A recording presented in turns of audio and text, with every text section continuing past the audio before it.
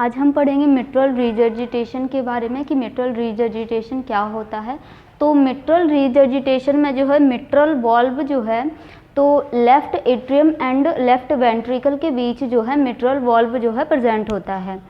तो जब cardiac systole होता है तो उसमें जब मिट्रल वॉल्व में जब लेफ्ट एट्रियम से लेफ्ट वेंट्रिकल में जब ब्लड आता है तो मिट्रल वॉल्व जो है ओपन तो हो जाता है, लेकिन ओपन होने के बाद उसको क्लोज होना होता है। तो मिट्रल रिजर्जिटेशन की कंडीशन में जो है मिट्रल वॉल्व जो है वो पूरी तरह से जो है क्लोज नहीं हो पाता और उसकी वजह से जो है जो ब्लड है लेफ्ट वेंट्रिकल में जो ब्लड आया है तो वो बैक फ्लो होके लेफ्ट एट्रियम में कुछ ब्लड जो है पहुंच जाता है। तो इस कंडीशन को बोलेंगे backward flow of the blood from left ventricle to left atrium is called as mitral regurgitation. अब जानेंगे कि इसके क्या क्या कॉजेज़ होते हैं। तो मिट्रल रिजर्जिटेशन के कॉजेज़ में जो है कार्डियक मायोपैथीज हो सकता है, यानी कि जो भी कार्डियक रिलेटेड जो डिसऑर्डर्स हैं उसकी वजह से मिट्रल रिजर्जिटेशन हो सकता है।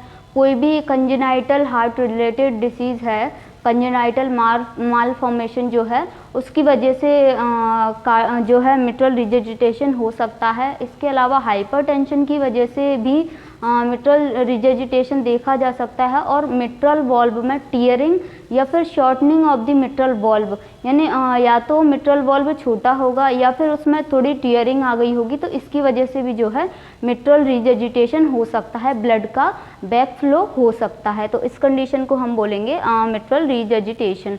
अब बात करेंगे कि क्या क्या इसके सिम्टम्स होते हैं। तो मिट्रल रिजर्जिटेशन में जो सिम्टम्स होंगे तो जब फिजिकल एग्जामिनेशन करेंगे, फिजिकल एग्जामिनेशन करते टाइम पर कार्डियक मरमर जो है साउंड जो सुनाई देगा फिजिकल एग्जामिनेशन में। इसके अलावा जो है पेशेंट को डिस्निया होगा, शॉर्टनेस ऑफ ब्रेथ होगा, सांस लेने में परेशानी होगी उसको, और जो है उसकी हार्ट बीट जो है बहुत फास्ट होगी और जो रिदम जो है कार्डियक की वो इरेगुलर होगी। और इसके अलावा जो है एंकल्स में स्वेलिंग हो सकती है। एंकल्स में स्वेलिंग के अलावा जो है पेशेंट को कफिंग हो सकती है और वीकनेस फील हो सकती है, उसको घबराहट होगी पेशेंट को। कफिंग में जैसे अगर कुछ ज़्यादा ही कंजेशन फील हो रहा है पेशेंट को और कंजेशन की वजह से जो है कफिंग हो सकती है। और कंजेशन के अलावा जो है चेस्ट टाइटनेस फील हो सकती है और चेस्ट में पेन भी हो सकता है उस पेशेंट को। इसके अलावा बात करेंगे कि डायग्नोसिस क्या क्या कर सकते हैं। तो डायग्नोसिस में फर्स्ट हिस्ट्री टेकिंग, यानी कि हिस्ट्री देखेंगे पेशेंट की कि कोई भी उसको कार्डियक जो है मायोपैथी या फिर कंजेनाइटल हार्ट डिसीज़ तो नहीं है या फिर कोई इन्फेक्शियस डिसीज़ तो नहीं है जिसकी वजह से जो है मिट्रल रिजर्जिटेशन कॉज हो रहा हो। इसके अलावा हिस्ट्री टेकिंग और फिजिकल एग्जामिनेशन के अलावा जो है ईसीजी करेंगे। ईसीजी में देखेंगे कि कहाँ कहाँ पर जो है कार्डियक अरिदमियास को देखेंगे कि कार्डियक अरिदमियास तो नहीं है, और कार्डियक अरिदमियास के बाद में जो है इकोकार्डियोग्राफी करेंगे। इकोकार्डियोग्राफी में जो है हार्ट के चैम्बर्स में देखेंगे कि जो टीयरिंग है तो टीयरिंग कितना है, शॉर्टनिंग ऑफ जो मिट्रल वॉल्व है वो कितना है। इकोकार्डियोग्राफी के अलावा जो है सीबीसी करवा सकते हैं। सीबीसी में जो है इन्फेक्शन का पता चल सकता है। इसके अलावा है मैनेजमेंट। तो मैनेजमेंट में मेडिकल मैनेजमेंट जो करेंगे तो फार्माकोलॉजिकल मैनेजमेंट में जो है पेशेंट को जो है एंटी हाइपरटेंसिव ड्रग्स दे सकते हैं अगर हाइपरटेंशन जो कॉज है, और चेस्ट पेन है अगर पेशेंट को तो एनाल्जेसिक्स दे सकते हैं, बीटा ब्लॉकर्स दे सकते हैं पेशेंट को।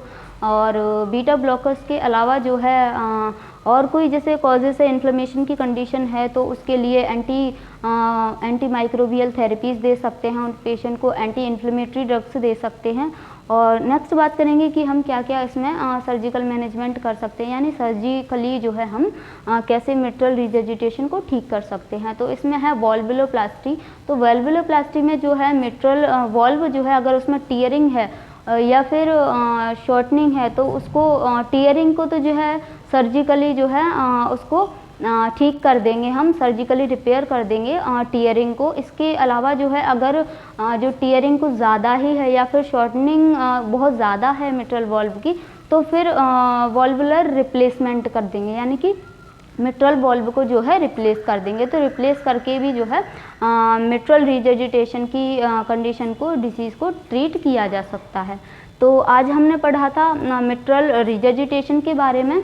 अगर आपको कोई भी डाउट हो तो आप पूछ सकते हैं। Thank you.